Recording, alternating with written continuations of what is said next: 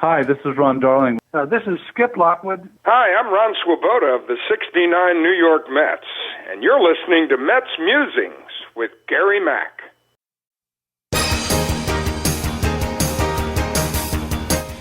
Now it's time for some New York Mets baseball talk.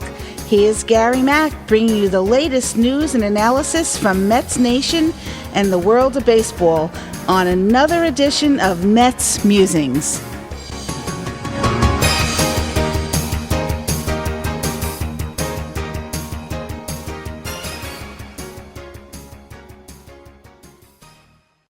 Hello, everyone, and welcome to another edition of MetsMusings. Hope everybody had a very good week out there. It's a little bit early in the week for the show, but it is a holiday. Happy 4th of July, and thank goodness that June is over. June sucked for the Mets. Let's be honest about it. And they went out not with a boom, but a whimper. Let's hope July comes in with a boom and some fireworks, as the Mets got to straighten this out. But like I said, happy 4th of July. It's the birthday of our country, and going to be a big weekend for the Mets with a Subway Series. So let's take a look, though, at June. Look back at June, as painful as it may have been. Mets went 12-15, finishing the month with a .444 winning percentage. Worst month of the season, and the team struggled really quite a bit during the month. They opened pretty good. They started off 7-4. We thought, maybe not a June swoon this year, but after those 11 games, they just simply collapsed. They lost 13 of their next 16 games and got swept by both the Rays and the Braves. In the end of the month, they ended up getting swept by the Pittsburgh Pirates in Pittsburgh. So that stretch took them from first place in the NL East to 2 games back in the standings in the NL East. So while they are still independent hunt, and of course in a wild card, they had a decent lead in the NL East and really lost the whole thing. I think it was up to 5.5 games at one point, and they lost that whole lead. Like 7.5 game turnaround. Now they're 2 games back.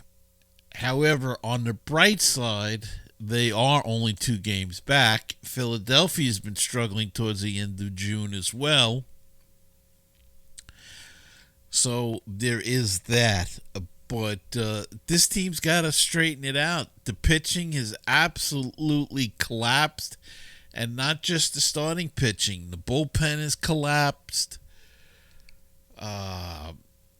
Everything, the fielding, the defense, the offense has been non-existent the last few weeks.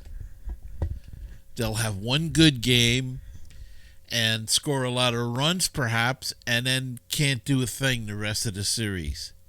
They were outscored in the Pittsburgh series 30-4. And Pittsburgh came in with one of the worst offensive teams in the league and outscored them 30-4 in a 3-game series. That's just not feasible.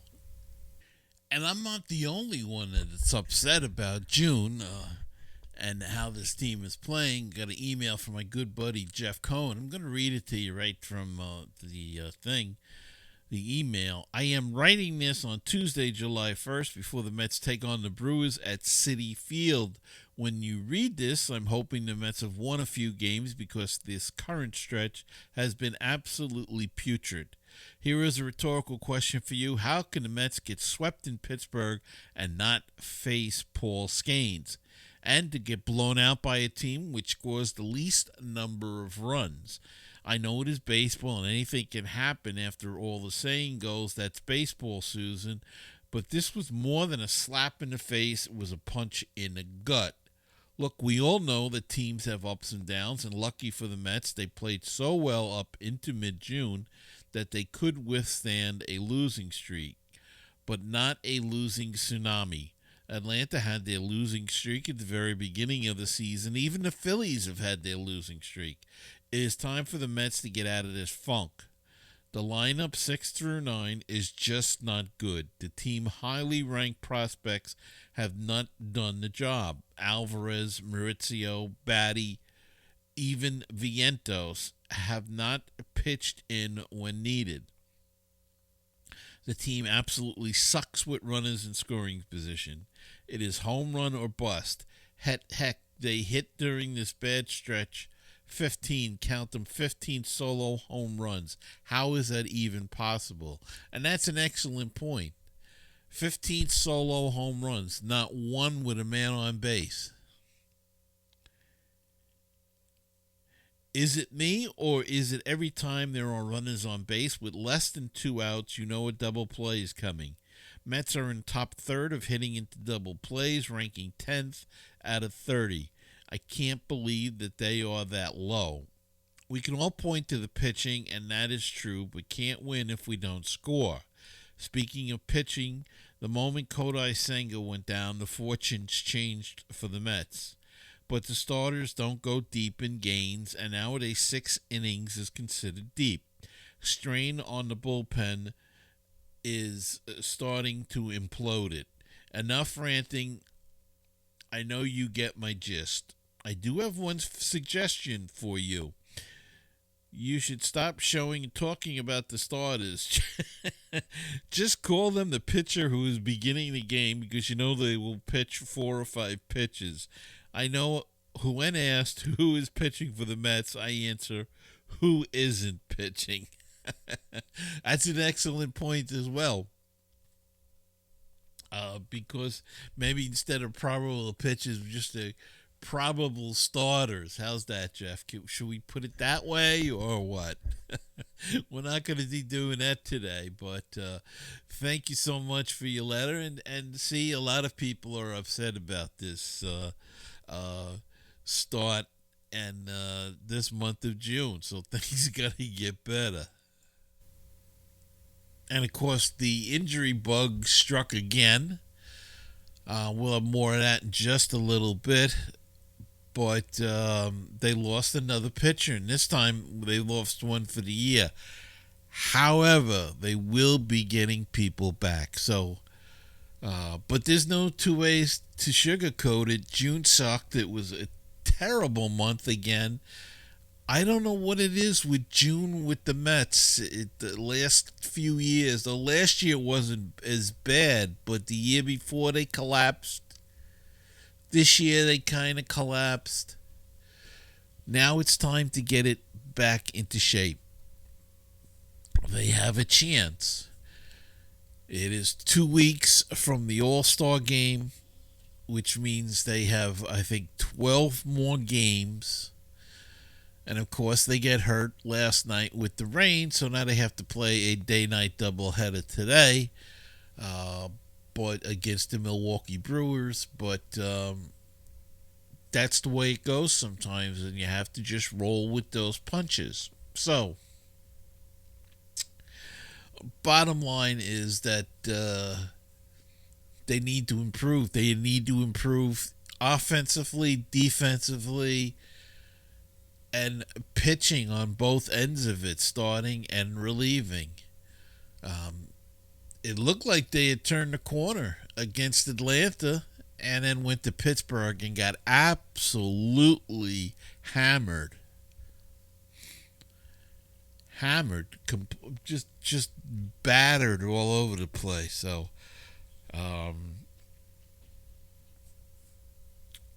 July, let's hope July is better, and it'll start today. This afternoon with a day-night doubleheader, so we'll see how that will work out for the Mets. Now, but as I said, they have to work on everything, and they've held a team meeting, players only. We'll see if that brings about anything. maybe the front office has got to make a move. Does that mean bringing in another player? Does it mean sending somebody down, getting rid? I mean, they've been on a roller coaster up and down with Syracuse with relief pitches. It's like a revolving door. They call up somebody, pitches a couple of innings, they send him down, bring somebody else up. Not because the guy necessarily did badly, but because they're trying to keep fresh arms, because the starting pitching has been going 3-4 innings and they've been burning out the bullpen, literally. So they'll be looking forward to the All-Star break, and it'll be interesting how the Mets set up their starting rotation and their bullpen, especially after the All-Star break, going into the proverbial second half of the season, though we already have hit the halfway mark in games, actual games played. So, but it's going to be interesting to see what happens in the second half when they go to set these things up. But hopefully they'll have some guys coming back from injury, and we'll have a look at that in just a second. But June was horrible again, and thank God it is over with.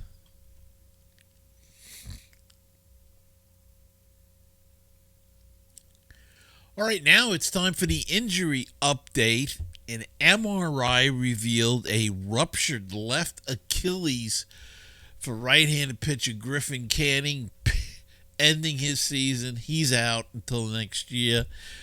What a shame. He was injured on a non-contact play during the top of third inning in last week's game against Atlanta.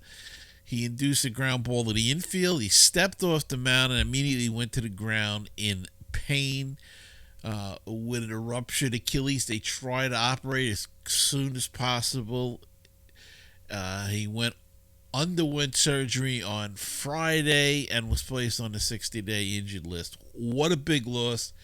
Having the best year of his career, pitching well, and now this had to happen. And it comes after Kodai Senga goes down and Tyler McGill goes down. And, of course, Manaea had gone down in spring training, and Frankie Montas the same. Montas is back now, but it's just something that the Mets didn't need, and here we go again. They lost another starting pitcher. So, Griffin Canning, thank you for your contributions so far, but we'll see you next season. He's done for the season. Jesse Winker is getting closer. He will be joining Sean Manaea on Tuesday in Binghamton last night as his rehab assignment moves from High A Brooklyn. He served as designated hitter on Sunday for Brooklyn in his first rehab game, and he reached base 3 times.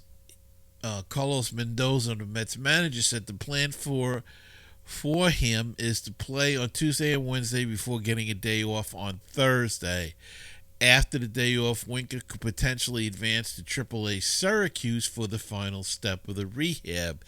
It's possible Winker is used as a designated hitter while working his way back, which would seemingly mean a relatively quick rehab assignment and return to the Mets.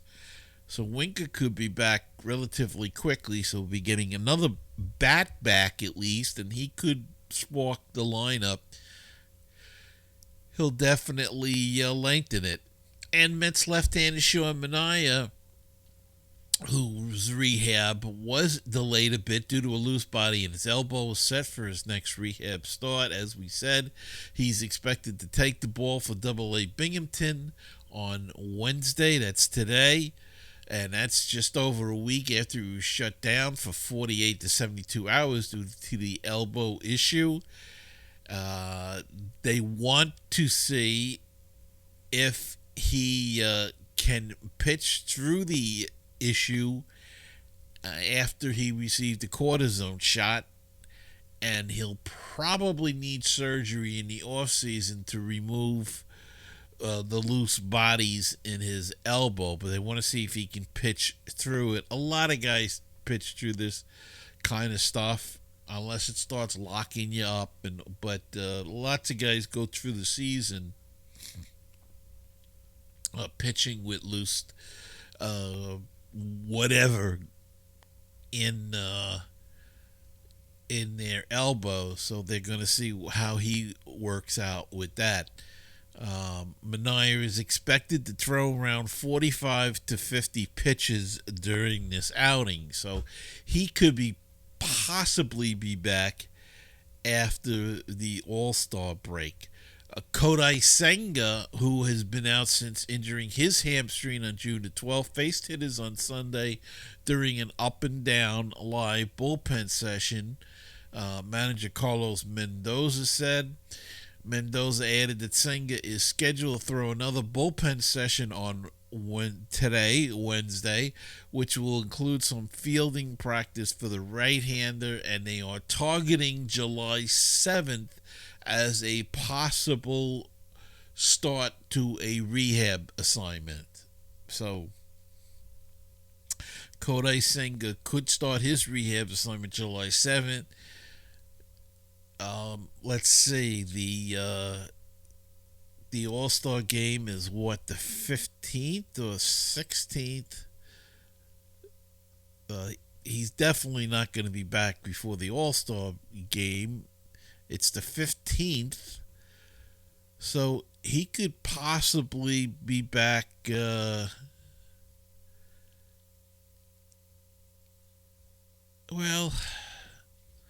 more mid to end July. He may be back for the road trip out west, which may not be a bad thing to keep him for at the end of July. So we'll see how that goes. We'll see how the rehab assignment goes. But Kodai Senga is also on the mend. So that's good news. So, and as far as the other guys, Brooks Raley is making rehab assignments. He could probably be back after the All-Star break as well. Tyler McGill we're still waiting on, and we'll see how he goes. Blade Tidwell has been called up, and he'll probably be taking Canning's rotation spot. But for now, he's in the bullpen.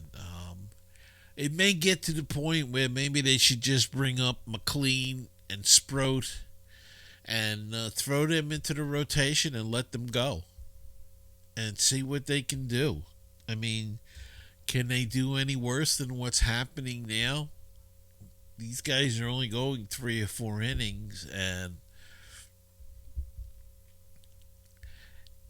sometimes, that's the problem in the minor leagues, especially in the early years. They only throw them like 3 to 4 innings because they don't want to tax their arms. But you have to work them up to 5 or 6 or 7 at the higher levels of the minors, and they don't always do that. So we'll see how it works out. But Sproat and McLean are probably 2 of their best, closest pitching prospects ready now, and perhaps they should bring up one or both and just throw them in a rotation and see what happens.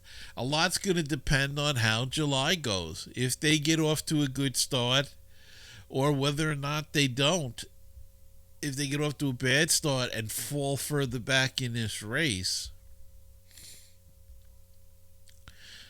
then who knows what could happen. But keep your fingers crossed and let's see what happens. Now, consider this also.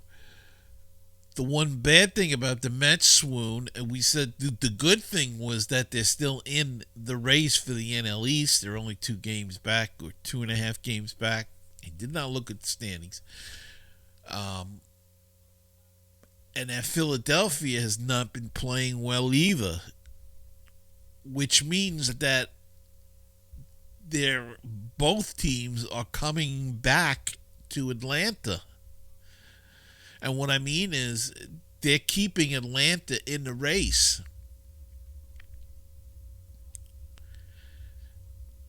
The Mets could have done some real big damage against Atlanta, and they didn't. They could have really put a nail in their coffin for the season, and they didn't. Philadelphia struggled against Atlanta last weekend, so they didn't put the nail in the coffin either. So both the Mets and Philadelphia are almost inviting Atlanta to stay in this race. So, it could be a 3-team race again, as it always has been the last couple of years. We'll see how that all shakes out. Atlanta's got their own problems, as Philadelphia also has, as do a lot of teams. The Yankees aren't doing that great either. They had a 13-14 in the month of June, so they struggled as well. So June was not a good month to New York. So let's hope things get better. All right, let's take a break and come back right after this. Baseball and BBQ, your place for interesting baseball talk, opinions, and history. Baseball and BBQ, your place for barbecue recipes, tips, and interviews from the world of barbecue. If you like baseball and if you like barbecue, then tune in to Baseball and BBQ. Find us on iTunes, Stitcher, Google Play, and BaseballTalkRadio.com.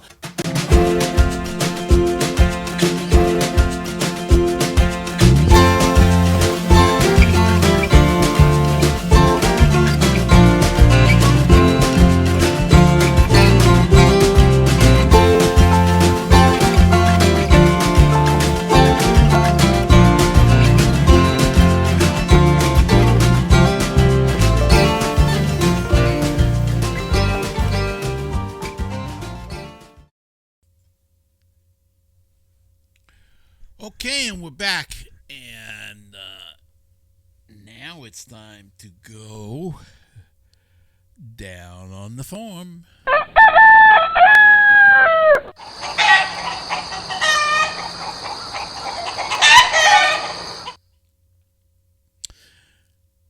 Major League Baseball announced the full National and American League rosters for the 2025 All-Star Futures game, and the Mets are well represented. For the Mets, starting pitcher Jonah Tong and outfielder Carson Bang will be part of the NL roster. The 22-year-old Tong is in the midst of an unbelievable season for Double-A Binghamton, pitching to a 1.73 ERA with a ridiculous 115 strikeouts in just 73 innings. That's 14.2 strikeouts per 9 innings. Bange, the Mets' first-round pick in the 2024 draft, posted an .897 OPS in 60 games for High A Brooklyn this season before recently getting promoted to Binghamton.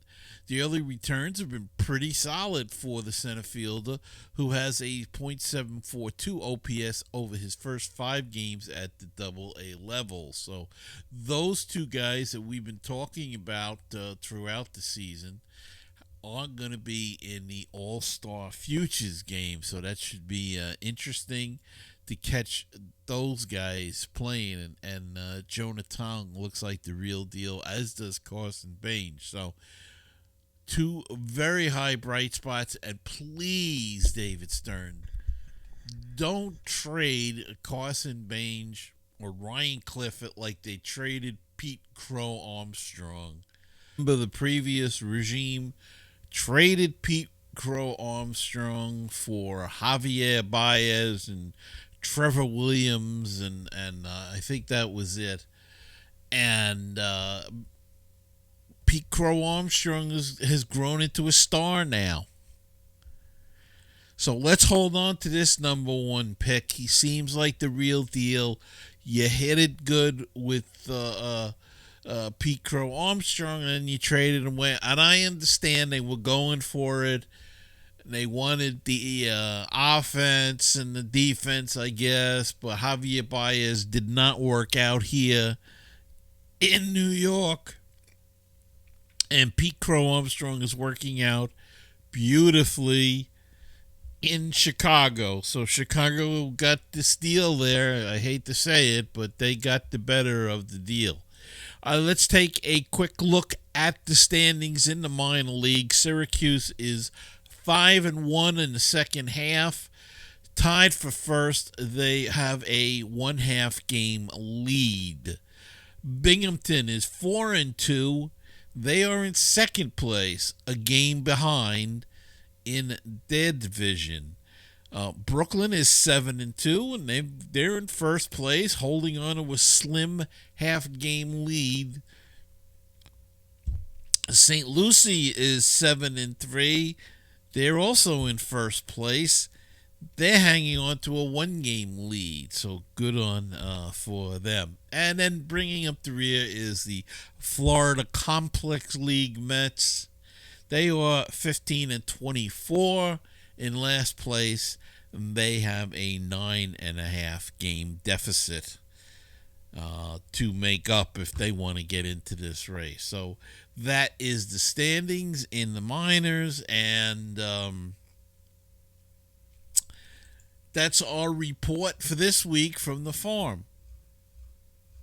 Now, as we said earlier, keep in mind, July has started. The Mets can make a run out of this yet and get back in this race. They are not that far off, so anything is possible. They have to get it together, and they've got to get some bodies back. It's as simple as that. Hopefully they will after the All-Star break, and it could be an abundance of riches. They could get Brooks Raley. They could get Kodai Senga. They could get Manaya. They could get Winker back. Fresh ball players. It looks like Francisco Lindor will probably make the team, the All-Star break, so he won't get that time off to recover, but he'll still get a couple of days. Alonso, the same thing. We'd like to get them freshened up a little bit and rested more. Soto will probably get named to the team as well. And so we'll see. But it's 2 weeks away. 12 games. These are going to be very important 12 games. Would nice to go 10-2, 11-1, 12-0 would be great. Not reasonable. If they could get by 8-4, 9-3, something like that, then they'll be in good shape. Yet to unfold. 2 weeks to the All-Star break, and hopefully bodies start to come back. Healthy bodies come back for the second half run. And that's what you want. You want a healthy body. And don't forget the trade deadline. They can make some deals there. But please don't trade the first number one prospect again. We've been so wrong with that. Or it equaled out a little bit. But let's not do that. All right. So that's going to wrap it up for this week's show. Please hit the subscribe and like button and leave a comment below if you like the show. Or if you don't like the show, let me know what direction to take the show. What maybe the stuff you like, you don't like, I don't know. You tell me. Email me, MetsMusings@gmail.com. You can do the same thing. Tell me what you like, what you don't like. And that's it. So remember, until the next time, keep the faith, stay optimistic, and let's go Mets. And I'm Gary Mack. I'll see you next time. Happy 4th of July. I'll see you next time on another edition of Mets Musings.